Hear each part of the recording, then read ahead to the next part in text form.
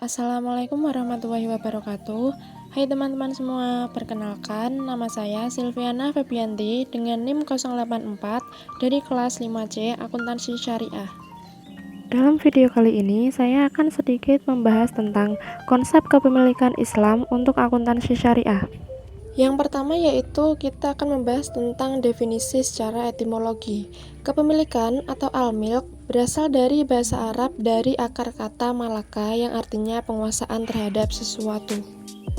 Kepemilikan atau al-milk biasa juga disebut dengan hak milik atau milik saja. Para ahli fikih mendefinisikan hak milik atau al-milk ini sebagai kekhususan seseorang terhadap harta yang diakui syariah, sehingga menjadikannya mempunyai kekuasaan khusus terhadap suatu harta tersebut, baik memanfaatkan dan atau mentasyarufkannya. Kemudian yang kedua yaitu ada definisi secara terminologi. Yang pertama, Wahbah Al-Zuhaili mendefinisikan hak milik ialah suatu kekhususan terhadap sesuatu harta yang menghalangi orang lain dari harta tersebut. Pemiliknya bebas melakukan tasyaruf kecuali ada halangan syar'i. Pengertian ini terdapat dalam jurnal Wahbah Al-Zuhaili, Al-Fiqih Al-Islami wa Adilatuhu, Juz 4, halaman 37. Kemudian ada juga Muhammad Abu Zahroh yang mendefinisikan hak milik ialah suatu kekhususan terhadap sesuatu harta yang menghalangi orang lain dari harta tersebut dan memungkinkannya pemiliknya bebas melakukan tasyaruf kecuali ada halangan syar'i. Pengertian ini terdapat dalam jurnal Muhammad Abu Zahroh Al-Milkiyah wa Nazariyatul Al-Aqd fi Al-Syariah Al-Islamiyah di Mesir Dar Al-Fikri Al-Arabi tahun 1962 halaman 15. Batasan teknis ini dapat digambarkan sebagai berikut. Ketika ada orang yang mendapatkan suatu barang atau harta melalui cara-cara yang dibenarkan oleh syara, maka terjadilah suatu hubungan khusus antara barang tersebut dengan orang yang memperolehnya. Hubungan khusus yang dimiliki oleh orang yang memperoleh barang atau harta ini memungkinkannya untuk menikmati manfaatnya dan mempergunakannya sesuai dengan keinginannya selama ia tidak terhalang oleh hambatan-hambatan syar'i seperti gila, sakit ingatan, hilang akal, atau masih terlalu kecil sehingga belum paham memanfaatkan barang. Dimensi lain dari hubungan khusus ini adalah bahwa orang lain selain si empunya tidak berhak untuk memanfaatkan atau mempergunakannya untuk tujuan apapun kecuali si empunya telah memberikan izin, surat kuasa atau apa saja yang serupa dengan itu kepadanya. Dalam hukum Islam, si empunya atau si pemilik boleh saja seorang yang masih kecil, belum balik, atau orang yang kurang waras atau gila, tetapi dalam hal memanfaatkan dan menggunakannya barang-barang atau miliknya mereka terhalang oleh hambatan syara yang timbul karena sifat-sifat kedewasaan tidak dimiliki. Meskipun demikian, hal ini dapat diwakilkan kepada orang lain seperti wali, wasyi atau yang diberi wasiat, dan wakil atau yang diberi kuasa untuk mewakilinya. Kemudian selanjutnya kita akan membahas tentang konsep dasar kepemilikan. Yang pertama yaitu dalam Quran Surat Al-Maidah ayat 120 yang artinya, kepunyaan Allah lah kerajaan di langit dan di bumi dan apa yang ada di dalamnya, dan Dia Maha Kuasa atas segala sesuatu. Ayat ini merupakan landasan dasar tentang kepemilikan dalam Islam. Ayat ini juga menunjukkan bahwa Allah adalah pemilik tunggal apa-apa yang ada di langit dan di bumi dan tidak ada sekutu baginya. Lantas Allah memberikan atau menitipkan kekuasaan bumi pada manusia agar manusia mengelola dan memakmurkannya. Kemudian yang kedua ada Quran Surat An-Nur ayat 33 yang artinya, dan berikanlah kepada mereka harta milik Allah yang telah Dia berikan kepada kalian. Dan yang ketiga yaitu dalam Quran Surat Al-Hadid ayat 7 yang artinya, dan nafkahkanlah apa saja yang telah kalian dijadikan oleh Allah berkuasa terhadapnya. Kemudian yang keempat dalam Quran Surat An-Nuh ayat 12 yang artinya, dan Allah membanyakkan harta dan anak-anakmu. Dari sinilah kita temukan bahwa ketika Allah Subhanahu wa Ta'ala menjelaskan tentang status asal kepemilikan harta kekayaan tersebut, Allah Subhanahu wa Ta'ala menyandarkan kepada dirinya, di mana Allah Subhanahu wa Ta'ala menyatakan ma'alillah, yang artinya harta kekayaan milik Allah. Sementara ketika Allah Subhanahu wa Ta'ala menjelaskan tentang perubahan kepemilikan kepada manusia, maka Allah menyandarkan kepemilikan tersebut kepada manusia, di mana Allah Subhanahu wa Ta'ala menyatakan dengan firman. Yang pertama yaitu dalam Quran surat An-Nisa ayat 6 yang artinya, maka berikanlah kepada mereka harta-hartanya. Kemudian yang kedua yaitu dalam Quran surat Al-Baqarah ayat 279 yang artinya, ambillah dari harta-harta mereka. Yang ketiga dalam Quran surat At-Taubah ayat 24 yang artinya, dan harta-harta yang kalian usahakan. Serta yang terakhir yaitu dalam Quran surat Al-Lail ayat 11 yang artinya, dan hartanya tidak bermanfaat baginya bila ia telah binasa. Ayat-ayat ini menunjukkan bahwa hak milik yang telah diserahkan kepada manusia atau istikhlaf tersebut bersifat umum bagi setiap manusia secara keseluruhan, sehingga manusia memiliki hak milik tersebut bukanlah sebagai kepemilikan bersifat real, sebab pada dasarnya manusia hanya diberi wewenang untuk menguasai hak milik tersebut. Oleh karena itu, agar manusia benar-benar secara real memiliki harta kekayaan atau hak milik, maka Islam memberikan syarat yaitu harus ada izin dari Allah Subhanahu wa Ta'ala kepada orang tersebut untuk memiliki harta kekayaan tersebut.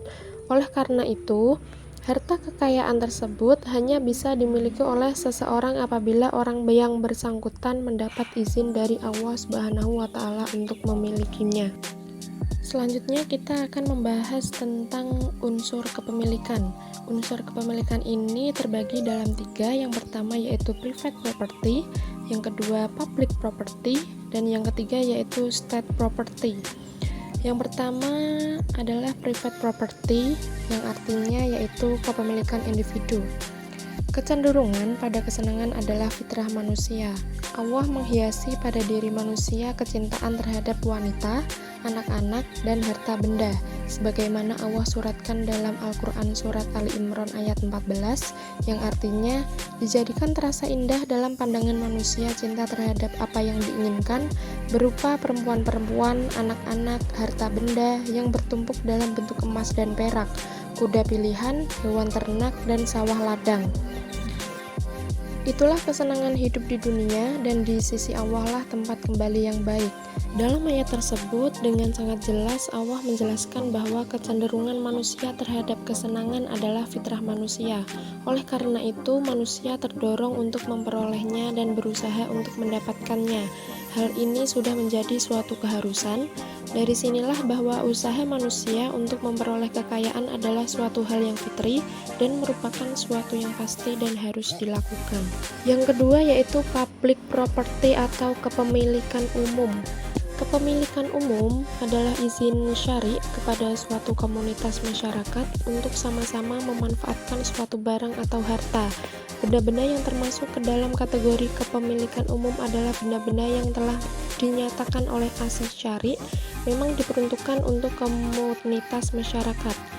Benda-benda yang termasuk ke dalam kepemilikan umum diantaranya yang pertama yaitu merupakan fasilitas umum. Kalau tidak ada di dalam suatu negeri atau suatu komunitas, maka akan menyebabkan sengketa dalam mencarinya. Yang kedua, barang tambang yang tidak terbatas jumlahnya. Dan yang ketiga, sumber daya alam yang bersifat pembentukannya menghalangi untuk dimiliki hanya oleh individu secara perorangan. Rasulullah telah menjelaskan akan ketentuan benda-benda yang termasuk ke dalam kepemilikan umum. Ibnu Abbas menuturkan bahwa Rasulullah bersabda, kaum muslimin bersekutu dalam 3 hal. Yang pertama yaitu air, kemudian padang, dan juga api. Anas meriwayatkan hadis dari Ibnu Abbas tersebut dengan menambahkan wasamanuhu haram, artinya yaitu dan harganya haram. Dari Abu Hurairah bahwa Rasulullah bersabda, ada 3 hal yang tidak akan pernah dilarang untuk dimiliki siapapun, yaitu air, padang, dan juga api. Mengenai barang tambang dapat diklasifikasikan ke dalam 2, yaitu yang pertama barang tambang yang terbatas jumlahnya, yaitu yang tidak termasuk berjumlah besar menurut ukuran individu. Kemudian yang kedua, barang tambang yang tidak terbatas jumlahnya. Barang tambang yang terbatas jumlah dapat dimiliki secara pribadi, adapun barang tambang yang tidak terbatas jumlahnya, yaitu tidak mungkin dihabiskan, adalah termasuk milik umum dan tidak boleh dimiliki secara pribadi. Kemudian yang terakhir yaitu ada state property atau kepemilikan negara. Kepemilikan negara adalah harta yang merupakan hak seluruh kaum muslim, sementara pengelolaannya menjadi wewenang negara. Asy Syari' telah menentukan harta-harta sebagai milik negara. Negara berhak mengelolanya sesuai dengan pandangan dan ijtihad. Yang termasuk harta negara adalah fai, kharaj, jizyah, dan sebagainya. Sebagai syariat tidak pernah menentukan sasaran dari harta yang dikelola. Perbedaan harta kepemilikan umum dan negara adalah harta kepemilikan umum pada dasarnya tidak dapat diberikan negara kepada individu, sedangkan harta kepemilikan negara dapat diberikan kepada individu sesuai dengan ketentuan yang telah disepakati. Selanjutnya yaitu prinsip kepemilikan. Abdul Manan mengklasifikasikannya dalam 8 ketentuan syariat tentang prinsip kepemilikan. Yang pertama yaitu pemanfaatan harta benda secara terus-menerus. Yang kedua, pembayaran zakat sebanding dengan harta benda yang dimiliki. Yang ketiga, penggunaan harta benda secara berfaedah. Yang keempat, penggunaan harta benda tanpa merugikan orang lain. Yang kelima, memiliki harta benda yang sah. Yang keenam, penggunaan harta benda tidak dengan cara yang boros atau serakah. Yang ketujuh, penggunaan harta benda dengan tujuan memperoleh keuntungan atas haknya. Dan yang terakhir yaitu penerapan hukum waris yang tepat dalam Islam. Kemudian ada ciri khas hak milik. Monzerkah merumuskan ciri-ciri khas hak milik dalam ekonomi Islam sebagai berikut. Yang pertama, harta milik adalah amanat. Pemilik yang sebenarnya adalah Allah. Hak manusia untuk memanfaatkan barang-barang di dunia didasarkan kedudukannya sebagai khalifah dan pengemban amanat Allah. Dengan definisi ini, hak-haknya dibatasi oleh batas-batas yang ditetapkan oleh Allah dan yang harus dipergunakan untuk mencapai tujuan-tujuan yang telah ditentukannya. Kewajiban-kewajiban seperti yang telah ditetapkan oleh Allah untuk memindahkan hak-hak ini harus secara jujur dipenuhi. Karena itu, hak milik tidak bersifat mutlak, melainkan terbatas dan bersyarat. Kemudian yang kedua, hak milik tidak terlepas dari tujuan kehidupan manusia yang sesuai dengan petunjuk Allah. Kekayaan adalah alat menuju tujuan hidup yang sesuai dengan petunjuk Allah. Harta bersifat instrumental melaksanakan secara efektif tanggung jawab manusia dalam upaya memperoleh kesejahteraan hidup. Yang ketiga, hak milik yang dibarengi dengan konsep ketuhanan menuntut manusia agar memanfaatkan barang-barang tanpa memonopolinya. Karena semua manusia merupakan pengelola harta secara keseluruhan sebagaimana yang dilakukan oleh anggota keluarga. Yang keempat, sasaran hak milik adalah memanfaatkan secara ekonomik. Jika ini tidak dipenuhi atau pemanfaatan itu diselewengkan pada tujuan non-ekonomik sebagaimana yang dirumuskan sebelumnya, maka hak itu akan berkurang sampai batas nol dalam proporsinya yang terkait dengannya.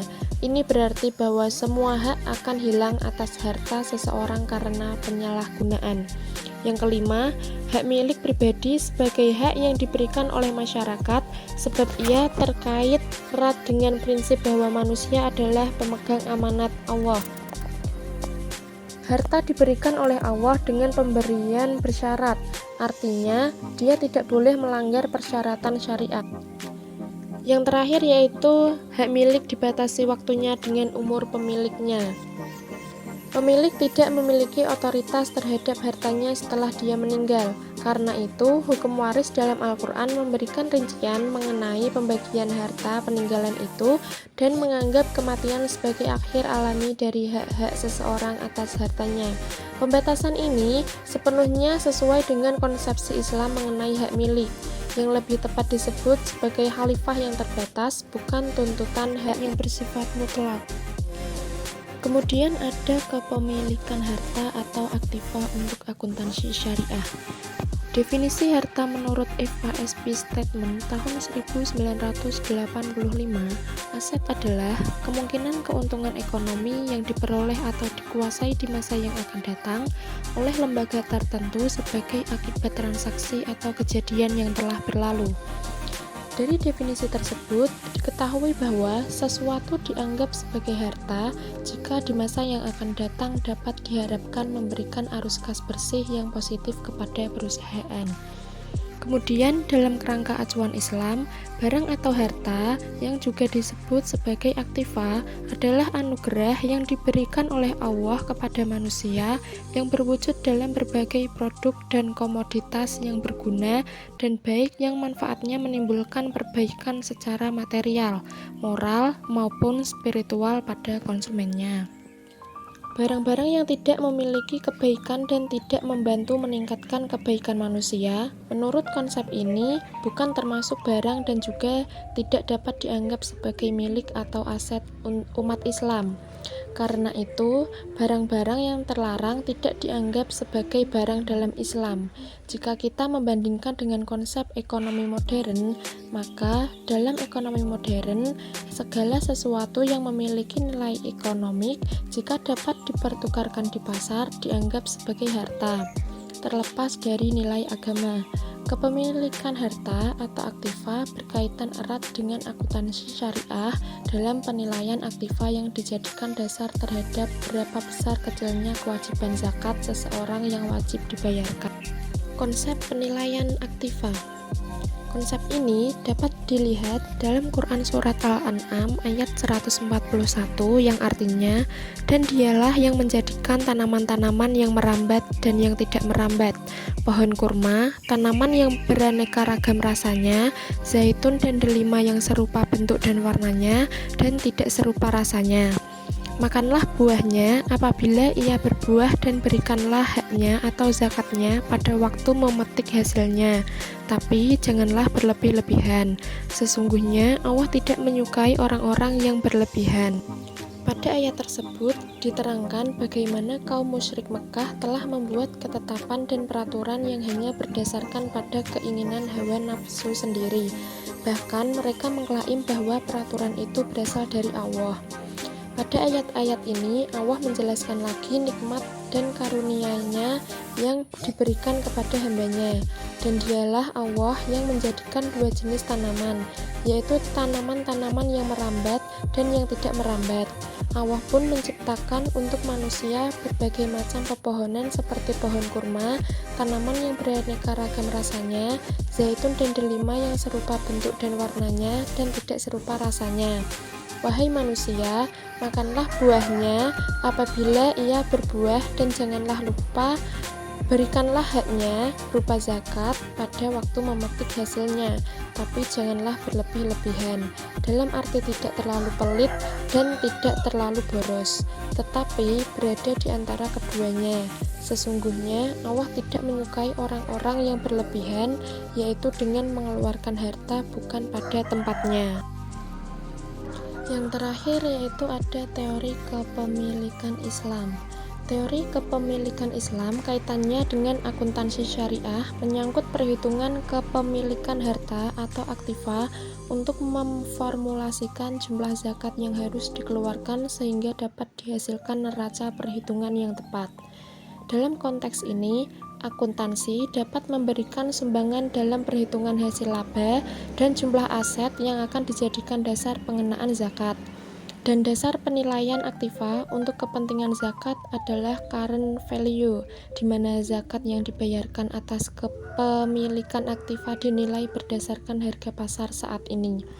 Zakat secara teknis berarti kewajiban keuangan seorang muslim untuk mengeluarkannya dari nilai bersih aktivanya yang telah melebihi nisab zakat, suatu bagian khusus dan penting dari kewajiban agama seseorang. Zakat dikenakan terhadap berbagai macam modal yang telah terkumpul sebagai suatu kelebihan pada setiap tahun. Zakat dikenakan setahun sekali terhadap modal, bukan investasi. setelah dikurangi pengeluaran setiap tahun. Semua jenis modal yang dimiliki selama 12 bulan penuh akan dizakati. Oleh karena itu, zakat dibayarkan hanya setelah lewat dari 12 bulan pemikiran aktiva yang melebihi syarat nisab. Sekian sedikit materi yang saya paparkan tentang konsep kepemilikan Islam untuk akuntansi syariah. Semoga bermanfaat buat teman-teman dan juga bisa menambah wawasan buat teman-teman. Terima kasih. Wassalamualaikum warahmatullahi wabarakatuh.